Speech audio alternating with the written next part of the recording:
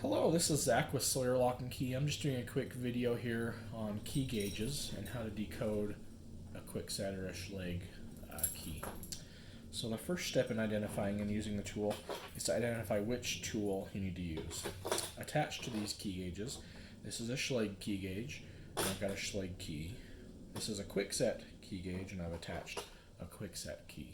So the first step would be identifying which key it is so that you can use the right tool.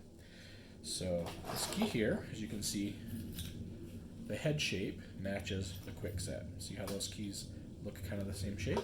That would mean that this is the right gauge for this key.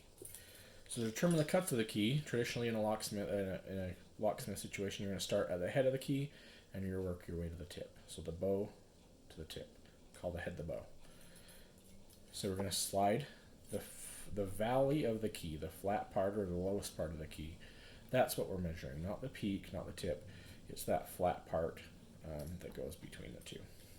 So we will slide it into the flat part, lining up with the groove of that key, and we're just going to slide it down until it doesn't slide anymore. And we'll take a look at it, and we will determine that that is a number 5. And you can tell because it goes up to the number 5, but it doesn't go past it into the 6th level. So that's a number 5, and the second one would be a number 5, and then a number 6, and then there's a number 4, and there's a number 5.